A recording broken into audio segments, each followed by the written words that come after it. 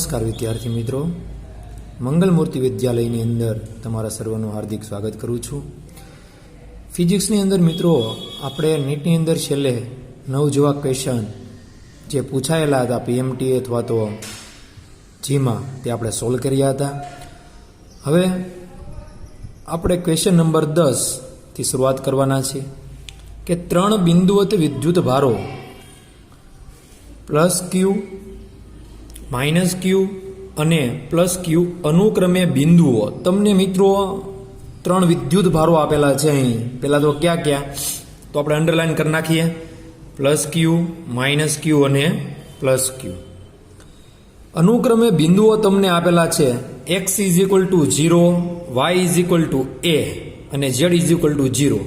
એટલે તમને મિત્રો આમ ખબર પડી જાય કે 3 અક્ષિસ છે, x, y અને z અક્ષિસ. પ્લસ ક્યુ વિદ્યુત ભાર જે છે એ બિંદુઓ ક્યાં પોઈન્ટ આગળ રહેલા છે તો 0, a, 0 પોઈન્ટ આગળ રહેલા છે એમ ખબર પડે. કોમા કરીને શું મૂકેલું છે તો માઇનસ ક્યુ વીજભાર જે છે x is equal to 0, y is equal to 0 અને z ઇઝ ઇક્વલ ટુ 0. એટલે કે 0,0,0 બિંદુ તમને ખબર પડી જાય કે યામાક્ષમાં કઈ જગ્યાએ આવેલું હોય.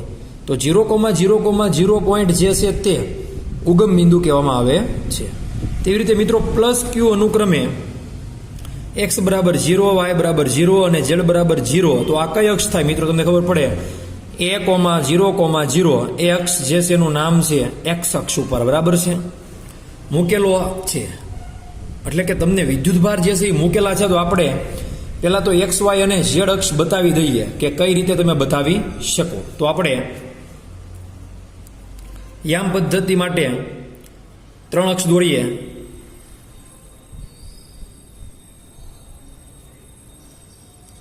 તો વિદ્યાર્થી મિત્રો આપણે આ x અક્ષ અને y કહીએ અને આને z કહીએ. તો x અક્ષ ઉપર મિત્રો જે છે એ x બરાબર a, y બરાબર 0 અને z બરાબર 0 એ આવશે. પણ પહેલાં આપણે પ્લસ ક્યુ વિદ્યુતભાર જે છે એની અક્ષ લઈએ. તો x બરાબર 0, y ઇઝ ઇક્વલ ટુ કેટલા છે તો y ઇઝ ઇક્વલ ટુ મિત્રો આપણે આપેલા છે કે a અને z ઇઝ ઇક્વલ ટુ 0. તો આ આપણે ક્યાં બતાવવું, આ અક્ષ ક્યાં બતાવીશું આપણે તો જોઈ શકાય છે કે આ અક્ષ જે છે આપણી તે y અક્ષ છે મિત્રો. કહી શકે કેમ કે y બરાબર a છે. એટલે કે ઉગમ બિંદુથી કેટલું ડિસ્ટન્સ લેવાનું મિત્રો a જેટલું. સપોઝ હું એટલું ડિસ્ટન્સ જે છે ને એ કહી દઉં છું અહીંયા સુધીનું. એટલે કે અહીંયાથી આ ડિસ્ટન્સ જે છે હું એ કહું મિત્રો. રેડી? તો આ પોઈન્ટ આવશે 0, a, 0 ને અહીંયા મૂકેલો છે આપણે વિદ્યુત ભાર પ્લસ ક્યુ મૂકેલો છે. રેડી? હવે પછી જે આવે છે અક્ષ તે કઈ છે અક્ષ તે આપણે જોઈએ. તો માઇનસ ક્યુ વીજભાર જુઓ, અહીંયા તમે જુઓ માઇનસ ક્યુ વીજભાર ક્યાં મૂકેલો છે તેને 0,0,0. એટલે કે તમારે અહીંયા ઉગમ બિંદુ 0,0,0 થાય અને માઇનસ ક્યુ વીજભારને કંઈક અહીંયા મૂકવો પડે. એટલું થઈ ગયું. પછી x અક્ષ ઉપર મિત્રો તમારે શું મૂકવાનું છે તો x બરાબર a, y બરાબર 0 અને જુઓ તો આ થઈ ગયું કે નહીં x અક્ષ. તો એ મૂકી જો અહીંયા. એટલે કે a,0,0 અને એટલું ડિસ્ટન્સ ફરી વખત મિત્રો કેટલું થશે એ જેટલું. તો અહીંયા વિદ્યુતભાર મૂકેલો છે મિત્રો પ્લસ ક્યુ. હવે આવી આકૃતિ બની પછી તમને શું કહેવા માંગે છે તે આપણે જોઈએ. જુઓ, આ વિદ્યુત ભારોના તંત્રના લીધે ડાયપોલ મોમેન્ટનું મૂલ્ય આપણને પૂછ્યું છે કે ડાયપોલ મોમેન્ટ જે છે એનું મૂલ્ય કેટલું અને સદિશ ખાલી જગ્યા છે એટલે કે એની દિશા કઈ છે. તો મિત્રો હવે ડાયપોલ મોમેન્ટનું આપણે મૂલ્ય મેળવવું છે. તો પ્લસ ક્યુ વિદ્યુત ભાર, માઇનસ ક્યુ વિદ્યુત ભાર અને પ્લસ ક્યુ વિદ્યુત ભાર, આ 3 વીજભાર છે. એના લીધે ડાયપોલ મોમેન્ટ કેટલી બને પહેલાં તો એ ચર્ચા કરીએ આપણે. તો તમને ખબર છે કે માઇનસ ક્યુ અને પ્લસ ક્યુ વીજભારને લીધે શું ઉત્પન્ન થાય તો મોમેન્ટ જે છે એ માઇનસ ક્યુ અને પ્લસ ક્યુ આ બે વિદ્યુત ભારના લીધે બનતી હોય કે નહીં. અહીંયા દિશા જે છે એ માઇનસ ક્યુથી પ્લસ ક્યુ હોય. તો અહીંયા કેટલી ડાયપોલ મોમેન્ટ બની શકે એ વિચારો. હાલો તો અહીંયા જોઈએ તો માઇનસ ક્યુથી પ્લસ ક્યુ એટલે એક મળશે. એટલે હું કહી દઉં એને P1 ડાયપોલ મોમેન્ટ કહી દઉં. દિશા કઈ તો આ દિશામાં. રેડી? માઇનસ ક્યુથી પ્લસ ક્યુ એટલે આ ઘાટી લાઈન કરું છું તે. તેવી રીતે અહીંયાથી માઇનસ ક્યુથી અહીંયા પ્લસ ક્યુ એક બનશે કે નહીં એટલે ટૂંકમાં આ બનશે. એટલે કે અહીંયા ઉપરની તરફની દિશામાં P2 કહી દઉં. આ જે છે ઉપરની દિશા, કેમ કે માઇનસ ક્યુથી પ્લસ ક્યુ થઈ ગઈ. તો બે ડાયપોલ મોમેન્ટ બની આ ઘાટી ઘાટી કરી અહીંયા એરો આપી દો આપણે મોટો ઘાટો બરાબર છે એ રીતે અહીંયા પણ એક એરો આપી દો હાલો.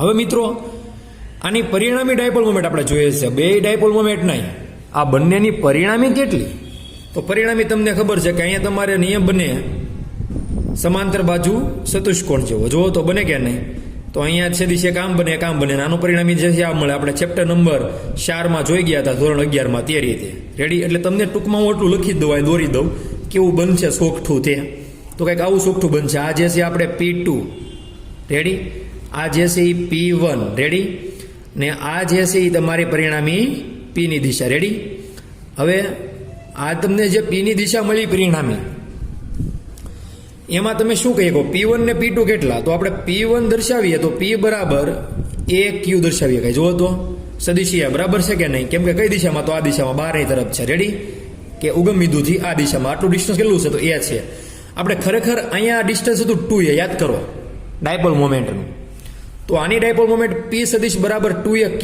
થાય પણ અહીંયા શું થશે એ જ અંતર છે 2a અંતર નથી ખાસ ધ્યાન આપવાની વાત છે અહીંયા જે ડિસ્ટન્સ છે ને મિત્રો તે કેટલું છે તો એ જેટલું છે એટલે AQ થશે અહીંયા આ P2 નું ડિસ્ટન્સ જે છે એ પણ કેટલું થશે મિત્રો તો એ પણ AQ થશે જુઓ તો કેમ કે આટલું અંતર જે છે એ તમને આપ્યું છે રકમમાં કે કેટલું છે એ અહીંયા આકૃતિ અહીંયા જોવાની તમારો મિત્રો ખાસ આ એ રેડી ને આ એ તો આટલું અંતર એટલે આની ડાયપોલ મોમેન્ટ AQ ને આની AQ તો પરિણામી મોમેન્ટ માટે આપણે સમાંતર બાજુ ચતુષ્કોણનો નિયમ વાપરી શકીએ કે અંડર રૂટ P1 સ્ક્વેર વત્તા P2 સ્ક્વેર વત્તા 2P1 P2 cos θ આવે cos θ કેટલો આવશે મને કોઈ કહેશે અહીંયા cos θ કેટલો આવશે તો P1 અને P2 વચ્ચેનો એંગલ કેટલો પેલા અહીંયા જોઈ લો તમે તો 90 થાય કે નહીં એટલે cos 90 એટલે 0 એટલે P1 P2 અને cos 90 એટલે કે 2P1 P2 cos 90 માં આખું સ્ટેપ શું થઈ જાય છે શૂન્ય એટલે અહીંયા આપણે કહીએ કે સીધું અંડર રૂટ P1 સ્ક્વેર વત્તા P2 સ્ક્વેર એનું મૂલ્ય રેડી ને પાછું આવું તમને બધાને યાદ છે આવું આપણે ભણાવ્યું હતું અહીં આવે વત્તા 2P1 P2 cos θ પણ cos કેટલો થઈ ગયો 90 એટલે આખો સ્ટેપ શું થઈ ગયું 0 એટલે આપણે એની હવે વાત કરીશું નહીં હવે આગળ જોઈએ તો વેલ્યુ જે છે આની અંદર મૂકી દેવી એટલે P1 નો સ્ક્વેર એટલે AQ આખાનો સ્ક્વેર વત્તા ફરી વખત AQ નો સ્ક્વેર થશે હવે AQ સ્ક્વેર વત્તા AQ સ્ક્વેર એટલે શું થાય મિત્રો સીધું જ ખબર પડે અંડર રૂટ 2AQ સ્ક્વેર થાય કે નહીં જુઓ તો આ બે ટાઈમ થઈ ગયું ને હવે આનું વર્ગમૂળ કાઢી એટલે શું આવે રૂટ 2AQ આવે કે નહીં જુઓ તો આ મળી ગઈ તમને મિત્રો મોમેન્ટ પરિણામી લ્યો સદિશ રૂપેની પણ માનાંક સ્વરૂપે અહીંયા મૂલ્ય સ્વરૂપે તો આ થઈ ગઈ મિત્રો ડાયપોલ મોમેન્ટ જે છે એની વાત ડાયપોલ મોમેન્ટ તમને મળી ગઈ કેટલી મળી ગઈ 2AQ હવે દિશા જુઓ તો ધન x સાથે કેટલી દિશા છે આ x અક્ષ હતી ને આપણે અહીંયા x અક્ષ તો એની હારે આ પરિણામી P ની દિશા કઈ છે આ દિશા કેટલો એંગલ બનાવે એમ દિશા એટલે કાંઈ બીજી વસ્તુ કાંઈ છે નહીં કે નૈઋત્ય ને ઉત્તર ને પૂર્વ ને એવું કહી શકાય પરંતુ અહીંયા x અક્ષ સાથેનો ખૂણો કેટલો છે જે એંગલ આપણને મળે ને મિત્રો એ રીતે આપણને દિશા મળી જાય છે તો x અક્ષ સાથે મિત્રો કેટલો એંગલ છે તો અહીંયા જોઈ શકાય કે આખો ને એવું છે પણ x અક્ષ સાથેનો જે આ એંગલ છે ને મિત્રો આવડો અહીંયા ટૂંકમાં કે આટલો નાનો એંગલ કે આવડો મોટો એંગલ કયો આ બધું એંગલ એક જ થશે એ થશે આપણે પાસે જો તો 45 થાય કે નહીં અડધું તો અહીંયા કહી શકાય કે x અક્ષ સાથે કેટલો ખૂણો બનાવશે 45 ના ખૂણા તો જે તમને આન્સર છે એવો જ છે કંઈક કે જો તો આન્સર વાંચો તો અંડર રૂટ 2QA ધન x અક્ષ સાથે 45 ડિગ્રીના ખૂણે લ્યો સમજણ પડી ગયા તો આ રીતે તમારે અંડર રૂટ 2AQ આન્સર આવી ગયો હતો અથવા તો QA લખી શકો એવું કાંઈ નથી તમે Q પહેલાં લખો કે A પહેલાં લખો આન્સર તો સેમ જ આવે રેડી એક ક્વેશ્ચન આપણે આ સોલ્વ કરી નાખ્યો છે જોઈએ મિત્રો આપણે 11th ક્વેશ્ચન શું કહેવા માંગે છે તે 11મો પ્રશ્ન કંઈક આ રીતેનો છે આપણી પાસે પાતળા વાહકની રિંગની ત્રિજ્યા તમને કંઈક મિત્રો રિંગની ત્રિજ્યા કંઈક આપેલી છે કેટલી છે તો રિંગની ત્રિજ્યા જે છે એ મિત્રો આપણી પાસે કંઈક અહીંયા R છે એટલે એક રિંગ દોરવાની છે આપણે તો આ રીતે એક રિંગ દોરી નાખીએ આપણે આખા રિંગની ત્રિજ્યા જે છે મિત્રો અહીંથી કહી દઈએ કે હાલો સપોઝ આ R છે આ રિંગ છે રેડી આ રીતની રિંગ તમે દોરી શકો છો હવે આ રિંગ જે છે મિત્રો એના ઉપર કેટલો વિદ્યુત ભાર છે તો +Q વીજભાર મૂકેલો છે જો અહીંયા લખ્યું છે કે +Q વિદ્યુત ભાર છે રિંગના AKB ભાગ વિદ્યુત ભારના લીધે તેના કેન્દ્ર પાસે વિદ્યુત ક્ષેત્ર ઈ છે. હવે અહીંયા મિત્રો તમને આકૃતિ આપી દેવી જોઈએ આવડાય, પણ અહીંયા આપી છે એની મેં દોરી નથી, ખરેખર આપી દીધી હશે એને. હું દોરી દઉં. અહીંયા એ ભાગ છે, અહીંયા બી પોઈન્ટ છે, અહીંયા મિત્રો સી પોઈન્ટ ને અહીંયા ડી પોઈન્ટ કહી દઉં છું. રેડી? હવે અહીંયા જે છે તમારે કંઈક કે પોઈન્ટ છે, એટલે એ કે બી ભાગ તમારો મિત્ર કંઈક આ થશે. રેડી છે? તો એ કે બી ભાગ જે છે ના વિદ્યુત ભારના લીધે તેના કેન્દ્ર પાસે વિદ્યુત ક્ષેત્ર આપણને આપ્યું છે કે આ એ કે બી ના લીધે કેન્દ્ર પાસે વિદ્યુત ક્ષેત્ર જે છે એ એટલા ભાગના લીધે કંઈક રિંગને 4 ભાગમાં ડિવાઈડ કરીએ કઈ પહેલા તો જુઓ. તો એ કે બી એટલે એટલો ભાગ થયો કે નહીં, એના લીધે અહીંયા વિદ્યુત ક્ષેત્ર જે છે ઈ છે, એટલે હું દોરું કે અહીંયા દિશામાં ચાલો આ ઈ કેન્દ્ર પાસે છે એટલે એ દિશા આમ છે આની. રેડી? તો એસી ડીબી એટલે કે મિત્રો એ ડી સી અને બી, અથવા તો અહીંયા પણ સી તમે મૂકી શકો, એ સી ડી બી આમ પણ કહી શકો. રેડી? આટલો ભાગ મિત્રો છો ટૂંકમાં. કેટલો ભાગ છો તો મિત્રો જો ખાટો બનાવું છું, કંઈક આટલો ભાગ થયો આ પાછો નવો. તો રિંગનો જે આટલો ભાગ છે એના લીધે આપણે ઉદ્ભવતું વિદ્યુત ક્ષેત્ર કેન્દ્ર પાસે મેળવવું છે. તો કેટલું હશે, કેટલું હશે અને ક્યાં હશે એમ છે ખરેખર કે કઈ દિશામાં. તો મિત્રો આ રિંગ ઉપર વિદ્યુત ભાર કુલ તમે જાણી ગયા છો કે રિંગ પર કુલ વિદ્યુત ભાર ક્યુ છે. તેના કેટલા ભાગ પડ્યા? તેના 4 ભાગ થયા મિત્રો. જુઓ, એક તો એ કે બી એટલે 1 ભાગ ઈ એટલે એ બી કહી દઉં, બીજો જે છે એ બીસી, ત્રીજો જે છે સી ડી અને એ ડી, આ 4 ભાગ થયા. તો 4 ભાગ ઉપર સમાન રીતે વિદ્યુત ભારનું વિતરણ થયેલું હોય એટલે દરેક કટકામાં એટલે એ બી ઉપર Q/4 વિદ્યુત ભાર કહેવાય કે નહીં, બીસી ઉપર Q/4, સીડી ઉપર Q/4 અને એડી ઉપર Q/4. તો Q/4 કરો તો સરવાળો કુલ થઈ ગયો Q કે નહીં? તો Q વિદ્યુત ભારના 4 ભાગ કઈ રીતે પાડી શકાય મિત્રો? તો 4 ભાગ Q વિદ્યુત ભારના પાડવા હોય તો Q/4 ના પડે. સીધી જ વાત છે કે નહીં? તો આ રીતે તમે દરેક ભાગનું વિદ્યુત ક્ષેત્ર મેળવી શકો. હવે કઈ દિશામાં હશે? તો દરેક ભાગમાં આ રીતે હશે કે નહીં? વિરુદ્ધ દિશામાં. આમ જો તો બહારની તરફ હશે તો આપણે દરેક ભાગ માટે લઈ લઈએ સામેની બાજુ ઈ ઈ ઈ, કેમ કે 4 ભાગ છે એનું દરેકનું સરખે સરખું થઈ ગયું. એટલું આકૃતિ હવે જોજો બહુ ભયંકર બનવાની છે ધીમે ધીમે મિત્રો. હવે આનું વિદ્યુત ક્ષેત્ર આમ છે એટલે આની કઈ વાત આપણે કરવાની છે અને આ 3ની વાત હવે કરવાની રહી આપણે. આનું તો ફાઇનલ આપી જ દીધું હતું તમને, બરાબર છે, રકમમાં જ તે. હવે આનું જોઈએ એટલે કે બીસી ભાગનું વિદ્યુત ક્ષેત્ર અને એડી ભાગનું વિદ્યુત ક્ષેત્ર એકબીજાની સામ સામે અને પરસ્પર વિરુદ્ધ થાય. તો વિરુદ્ધ દિશામાં ચૂકે નહીં. અહીંથી એરો આમ મારીએ કઈ આનો, એવું કઈ નથી કે એરો ન મારી શકાય. તો આ બે કેવું છું? વિરુદ્ધ દિશાનું છું, એટલે બે એકબીજાને શું કરશે? નાબૂદ.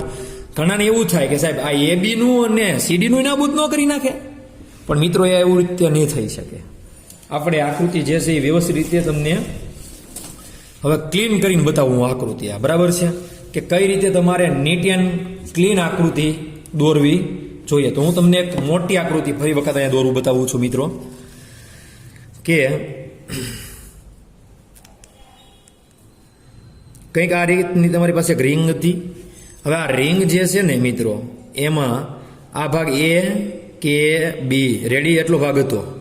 પછી અહીંયા તો મિત્રો સી, અહીંયા પોઈન્ટ આપણે ડી કહી દઈએ. તમારે આટલા ભાગ એટલે A C A D C B ના લીધે વિદ્યુત ક્ષેત્ર મેળવવાનું છે. રેડી? આટલું ફાઇનલ થયું કે નહીં? હવે એ કે બી ના લીધે જે છે વિદ્યુત ક્ષેત્ર આ દિશામાં છે એ જેટલું. હવે મિત્રો આ ભાગ જે છે એની ઉપર વિદ્યુત ભાર આપણે Q/4, આના લીધે Q/4, આના લીધે Q/4 અને આના લીધે Q/4 હતું, કેમ કે ત્રિજ્યા પણ સમાન છે. રેડી? આના લીધે ક્ષેત્ર આમ થશે, આના લીધે ક્ષેત્ર આમ થશે અને આના લીધે ક્ષેત્ર આમ થાય.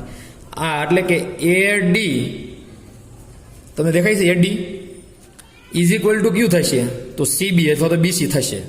એ બેયનું વિદ્યુત ક્ષેત્ર કેવું છે? વી ક્ષેત્ર એટલે સમજી જવાનું વિદ્યુત ક્ષેત્ર કેવું છે?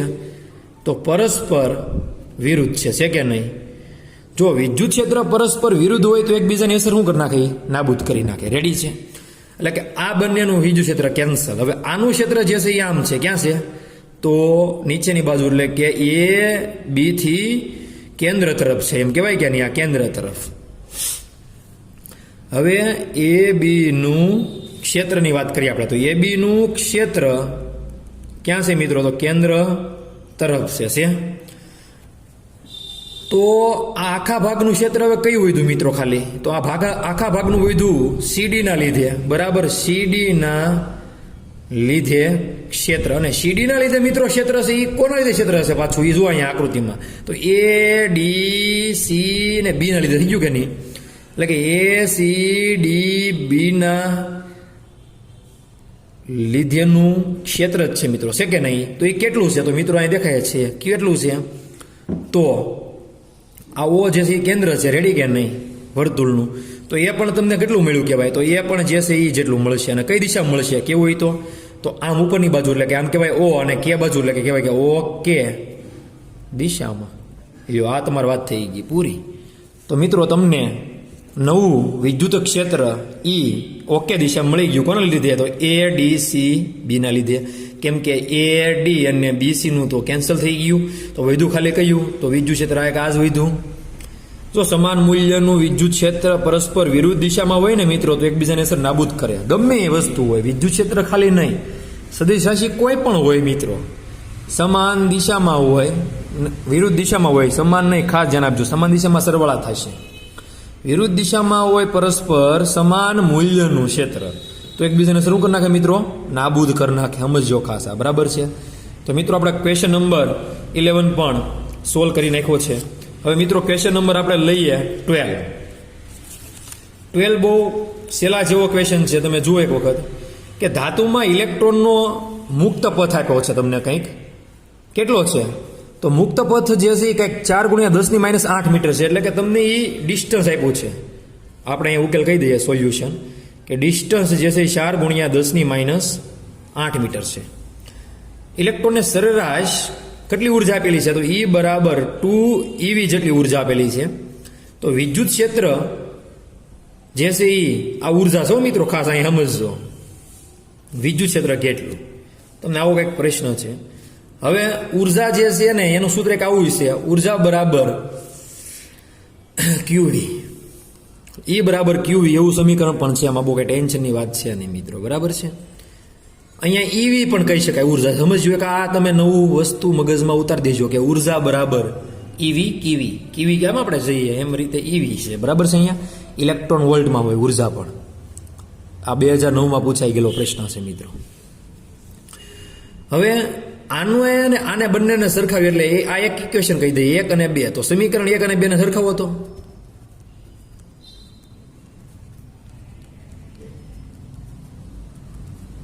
તો ઈની જગ્યાએ તમારે ઈ તો રહે જ તે, અને વીની જગ્યાએ શું આવશે જોવો તો ભાઈ 2 વોલ્ટ આવી ગયો કે નહીં? તો વોલ્ટ તમને મળી ગયો. હવે એક સૂત્ર છે V બરાબર ED. આ એક સૂત્ર યાદ રાખજો, વિદ્યુત સ્થિતિમાન બરાબર વિદ્યુત ક્ષેત્ર અને ગુણ્યા ડિસ્ટન્સ.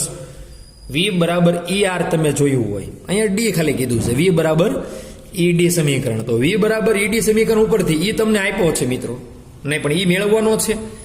તો V ના છેદમાં D થશે કે નહીં? D આપ્યું છે ને V મળી ગયો. V મેળવો 2 વોલ્ટ. D મિત્રો કેટલું છે? 4 × 10⁻8. તો આનો આન્સર શું આવે? 2 દૂ 4 એટલે 1/2. એટલે આનો આન્સર કંઈક આવશે 1/2 × 10⁻8 વોલ્ટ પ્રતિ મીટર, એટલે કે 0.5. 1/2 એટલે 0.5 કે નહીં મિત્રો? તો 0.5 × 10⁸ વોલ્ટ પ્રતિ મીટર. આ તમારે આવી ગયું મિત્રો વિદ્યુત ક્ષેત્ર. યો આ રીતે આ ક્વેશ્ચન આવું સોલ્વ થઈ જાય. એમ હતો સાવ એટલે સાવ ઈજી પ્રશ્ન હતો મિત્રો. મિત્રો ક્વેશ્ચન નંબર 13. ક્યુ વિદ્યુત ભારના 2 ધન આયનો એકબીજાથી D અંતરે છે. એક અહીંયા વિદ્યુત ભાર ક્યુ છે. સોલ્યુશન મિત્રો આપણે આપીએ એટલે ઉકેલ. એક વિદ્યુત ભાર અહીંયા છે ક્યુ ને બીજો વિદ્યુત ભાર અહીંયા ક્યુ છે. 2 ધન આયનો છે. રેડી થઈ ગયું એટલું વાત. એકબીજાથી D અંતરે રહેલા છે. એટલે આ બેની વચ્ચેનું અંતર આપણે કહી દઈએ D છે, બંને વચ્ચેનું. રેડી. જો આયનો વચ્ચે અપાકર્ષણ બળ છે, કેમ કે 2 મિત્રો સમાન મૂલ્યના છે, પ્લસ અને પ્લસ, તો બંને વચ્ચે અપાકર્ષણ બળ લાગશે. તે વાત થઈ ગઈ. રેડી. F હોય તો દરેક આયન પરથી ઓછા થયેલા ઇલેક્ટ્રોનની સંખ્યા. હવે આપણે મેળવવાની છે ઇલેક્ટ્રોનની સંખ્યા n કેટલી. હવે આપણી પાસે મિત્રો સમીકરણ છે વિદ્યુત ભાર બરાબર NE. એમાં n ને કરતા બનાવી એટલે Q/E મળે આપણને. એટલે n આપણને સંખ્યા મળી જાય ઓછા થયેલાની. મિત્રો આપણી પાસે આવો સૂત્ર છે Q બરાબર NE તો n મેળવવો હોય તો શું કરવું પડે? Q બાય E કરવું પડે આપણે. પરંતુ Q બાય E કરતા પહેલા મિત્રો આપણે એક વસ્તુ જોવી પડશે કે Q કેટલો મળશે આનો વીજભાર.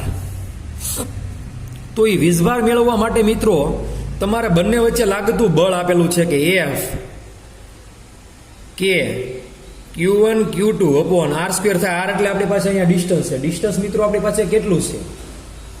તો મિત્રો ડિસ્ટન્સ જે છે એ d² છે. જો તો બંને વિદ્યુતભાર વચ્ચેનું, તો કુલમનો નિયમ વાપરવો પડે આપણે ટૂંકમાં. ટૂંકમાં તમારે શું કરવું પડે? તો કુલમનો નિયમનો ઉપયોગ કરવો પડે, બીજું કાંઈ નથી કહેતો હું. તો કુલમનો નિયમ K Q1 Q2 અપોન આ d² થશે. હવે કેનો K? Q1 કેટલો છે આપણી પાસે? તો Q છે. Q2 કેટલો છે? તો Q છે. છેદમાં ડિસ્ટન્સ કેટલું છે? તો d² છે. એટલે અહીંયા શું આવશે? તો K Q² અપોન d² આવશે. આવ્યો F આપણી પાસે. એમાંથી Q ને કરતા બનાવીએ એટલે Q² ને પહેલાં કરતા બનાવી દઈએ આમાંથી. તો Q² ને કરતા બનાવો તો શું થશે? તો F d² બાય K થાય કે નહીં? K એટલે તમને બધાને ખબર જ છે કે 1/4πε0. મૂકવું હોય તો તમે મૂકી શકો છો, એમાં કાંઈ વાંધો છે નહીં, પણ નથી મૂકવું આપણે, તે રહેવા દઈએ. તો n જે છે એ શું મળશે? આ Q જે છે એને પહેલાં તો કરતા બનાવો, એટલે અહીંયા Q ને કરતા બનાવશો ને તો કાંઈક Q આપણને મળશે √ મિત્રો. જુઓ તો અહીંથી બનાવો એટલે F d² બાય K મળે કે નહીં એટલું. તો અહીંયા કિંમત મૂકવાની છે, એટલે અહીંયા કિંમત મૂકીએ તો √ F d² બાય K, અને hg ડિવાઈડ બાય શું છે? તો E છે. મારે E ને પણ વર્ગમૂળમાં લખી નાખવો મિત્રો. આ E છે ને એને પણ વર્ગમૂળમાં લખી નાખવો છે, ડિવાઈડ બાય છે એને. તો કેમ લખવો? તો અહીંયા લખીએ તો F d² વર્ગમૂળની અંદર ડિવાઈડ બાય K E છે એનું શું થાય? વર્ગમૂળમાં જાય એટલે E² કરો. E² નું વર્ગમૂળ કાઢો એટલે પાછો E આવી ગયો કે નહીં? 12. આ રીતે તમે આની વાત કરી શકો છો અને આન્સર તમને મળશે F d² divide by KE². આ તમારો થઈ ગયો દૂર થતા ઇલેક્ટ્રોનનો આન્સર. 2010ની અંદર મિત્રો આ ક્વેશ્ચન પૂછાઈ ગયેલો છે. હવે મિત્રો એક નવો ક્વેશ્ચન, તમારે આવો ક્વેશ્ચન આપણે લાસ્ટ ટાઈમ સોલ્વ કર્યો હતો. કેવો ક્વેશ્ચન છે જોજો. પ્રશ્ન મિત્રો કંઈક આવો છે. નિયમિત વિદ્યુત ક્ષેત્ર E વોલ્ટ પ્રતિ મીટરમાં જે સમતલમાં છે તે જ સમતલમાં વિદ્યુત ક્ષેત્ર સાથે સમક્ષિતિજ દિશામાં L મીટર બાજુવાળો ચોરસ સમતલ એવી રીતે મૂકેલ છે કે જેથી વિદ્યુત ક્ષેત્ર અને ચોરસની બાજુ વચ્ચેનો ખૂણો θ બને. પ્રશ્નની તમને સમજૂતી મળી મિત્રો? આકૃતિ એને આપેલી જ છે, બરાબર છે. આકૃતિ કંઈ દોરવાનું નથી, એમાં લખ્યું જ છે અને આકૃતિ એમ દર્શાવ્યા મુજબ જુઓ જે આકૃતિમાં બતાવ્યું છે. એક ચોરસ છે ને આ જે છે ને એરાઓ બધા એ વિદ્યુત ક્ષેત્ર છે નિયમિત રીતનું. એ કઈ રીતે મૂકેલું છે? તો ચોરસની એક બાજુની હારે એનો ખૂણો θ બને. સમક્ષિતિ દિશામાં ખૂણો θ બને આ બાજુ હારે, લંબ દિશામાં નહીં. સમજો ખાસ મિત્રો, વિદ્યુત ક્ષેત્ર જે છે એનો સમક્ષિતિ દિશામાં ખૂણો જે છે એ θ બને એમ આપ્યું છે એ લોકોએ. તો ચોરસની સપાટી છે ને, સપાટી આ આખી છે જો આ રીતની, આ રીતનું સમતલ છે. આ અમારો હાથ છે એ રીતનું. તો આમાંથી એટલે કે તમારે કંઈક આ રીતે આ જે પેન છે એ રીતે પસાર થતું ફ્લક્સ મેળવવું છે, આ રીતે અંદરની બાજુ એલી. તો એ કેટલું? હવે ખૂણો બને છે સપાટીની સાથે. આપણે વાત કરી દઈએ, એમાં કંઈ બહુ ટેન્શન છે નહીં કે ફ્લક્સ ફાઈ બરાબર E.S આવું એક સમીકરણ છે કે નહીં? હવે આમ છે ને આ ઓલું અંદર છે, એટલે ક્ષેત્રફળ જે છે ને મિત્રો આ રીતનું છે અંદર. જુઓ તમને બતાવી દો, આ પેન જે રીતે છે ને એ રીતે ક્ષેત્રફળ છે. એટલે કંઈક આવું થશે, એક આ રીતે વિદ્યુત ક્ષેત્ર E ને આ રીતે આમ લઈને તો બહારની બાજુએ ક્ષેત્રફળ આ રીતે, એટલે કે આ રીતે તમને એરો બતાતો હોય છે અને લીટી બતાવી છે. તો આ રીતે જે છે પેનનો પોઈન્ટ જ્યાં જાય ને મિત્રો પૃષ્ઠની અંદર એ રીતે ક્ષેત્રફળ. તો ક્ષેત્રફળનો અને આ ક્ષેત્રનો ખૂણો કેટલો થશે તમે વિચારો. આ રીતે પૃષ્ઠ છે એની ઉપર આવી રીતે લીટી દોરેલી છે, આ રીતેની લીટી છે. આ રીતે તમારે ક્ષેત્રફળ સદીશ લેવાનો છે. ખૂણો કેટલો થાય વિચારો તો મિત્રો, ES વચ્ચેનો ખૂણો. તો ફાઈ બરાબર પહેલાં તો એક નિયમ આવો છે કે ES cos θ. રેડી કે નહીં? આપણે થશે ફાઈ બરાબર ES cos θ, એટલે આનું મૂલ્ય તમે લઈ લો, આવું થશે. θ કેટલો થશે મિત્રો? તો ખબર જ પડી કે તમે અંદરની બાજુએ છે અહીંયા જો આ લીટી છે એની અંદરની બાજુ એક્ઝેક્ટલી 90 ડિગ્રી અંદર જશે. કોણ? તો ક્ષેત્રફળ સદીશ. તો ES cos 90 થાય. હવે cos 90 એટલે જવાબ આવશે મિત્રો 0. આનો વેલ્યુ 0, તો 0 કોઈ ગુણ્યા કોઈ પણ તમે લઈ લો તો ફાઈ તમને મળશે 0. તો મિત્રો ફ્લક્સ કેટલો આવશે પાછું ફરી વખત તો શૂન્ય આવશે. લ્યો આ રીતે મિત્રો તમે ક્વેશ્ચન નંબર 14 પણ સોલ્વ કરી શકો છો. હવે મિત્રો એક છેલ્લો ક્વેશ્ચન આપણે જોઈ લઈએ, 15મો ક્વેશ્ચન. બહુ સહેલો છે, તમને મજા પણ આવશે. આ 14મો ક્વેશ્ચન મિત્રો 2010માં પૂછાઈ ગયેલો હતો અને 15મો પણ મિત્રો નીટ 2010માં પૂછાઈ ગયેલો છે. મિત્રો ચેપ્ટર નંબર 1 ની અંદરથી મિનિમમ 2 ક્વેશ્ચન જે છે નીટની અંદર પણ પૂછાય છે, એટલે ખૂબ જ તમારે મહત્વનું ચેપ્ટર થઈ ગયું કહેવાય. પહેલું વિદ્યુત ભારો અને ક્ષેત્રો, ખાસ ધ્યાન આપવાનું છે તમારે. હવે મિત્રો એક પ્રશ્ન જે છે કંઈક આવો છે, થોડોક સમજવા જેવો છે, બીજોમાં કાંઈ અઘરું છે નહીં. જોજો તમે પ્રશ્ન ખાલી. આર ત્રિજ્યાના વિદ્યુત ભારિત વાહક ગોળાના કેન્દ્રથી, તો પહેલાં તો એક આર ત્રિજ્યાનો ગોળો દોર નાખું. આ ધારો કે એક ગોળો છે જે કંઈક ત્રિજ્યાનો છે, જેનું ત્રિજ્યા જે છે આપણે કહી દઈએ કે આર. ચાલો એના કેન્દ્રથી 3r/2 અંતરે, એટલે કેન્દ્રથી આ આર અંતર હોય તો 3r/2 આર કરતાં વધુ કે ઓછું, પહેલાં તો એ કહો. આ જોઈએ ને તો 3/2r જે છે ને મિત્રો, એટલે આમ કહે કે 1.5r, એટલે 1.5r જે છે ને મિત્રો એ આર કરતાં તો વધુ જ છે ને. આર કરતાં હજી તમારે r/2 લેવાનું, એટલે કે અહીંયા કંઈક આ ડિસ્ટન્સ તમે લઈ લો ને r/2, તો અહીંથી કેન્દ્રથી આટલું અંતર જે છે ને એ મિત્રો શું થઈ જાય, તો આટલું અંતર થઈ જાય 3r/2. જુઓ ત્યાં શું આપેલું છે, વિદ્યુત ક્ષેત્ર એ છે. તો ગોળાના કેન્દ્રથી એટલા અંતરે તમને ઠેઠ વિદ્યુત ક્ષેત્ર આપ્યું છે. ઓહો, બહુ આઘું આપ્યું. કેમ? કંઈક અહીંયા વિદ્યુત ક્ષેત્ર એ આપ્યું છે તમને. હાલો તો તેના કેન્દ્રથી r/2, એટલે કે r/2 અંતર એટલે અડધું અંતર. કેટલું? ત્રીજા ગોળાના અડધું અંતર, એટલે કે આ તમને જે ગોળો મળે નવો એ, એટલે કે એટલા અંતરવાળો. એટલે કે અહીંયા આપણે આપી દઈએ કંઈક 12 કે આ ડિસ્ટન્સ જે છે એટલું, એ કેટલું r/2. તો r/2 અંતર વિદ્યુત ક્ષેત્ર કેટલું? તમારા ગાઉસન પૃષ્ઠ તમે લો અહીંયા, તો અંદર વિદ્યુત ક્ષેત્ર કાંઈ ઘેરાતું છે? પ્રશ્ન ક્યાં છે? વિદ્યુત ક્ષેત્ર અહીંયા છે. આની ઉપર લીધું તો કાંઈક તમને ક્ષેત્ર નવું મળે. અહીંયા કાંઈ ઘેરાય છે વિદ્યુત ક્ષેત્ર? કાંઈ વિદ્યુત ભાર નહીં ઘેરાતું હોય કાંઈ. ગોળાના કેન્દ્રમાં અંદર, ગોળાની અંદર વિદ્યુત ક્ષેત્ર કેટલું હોય મિત્રો? ખબર પડી કે તમને હું કહેવા માંગુ છું તે? કે તમારે કંઈક પ્રશ્ન છે એની અંદર ગોળાના કેન્દ્રથી r/2 ડિસ્ટન્સ એ પૂછ્યું છે ખાલી, કે અહીંયા રિંગ ઉધી, તો અહીંયા તમે r/2 અંતરે ગાઉસિયન પૃષ્ઠ લો, બરાબર છે. હવે પૃષ્ઠ લેતા વિદ્યુત ભાર કંઈ પણ ઘેરાશે નહીં.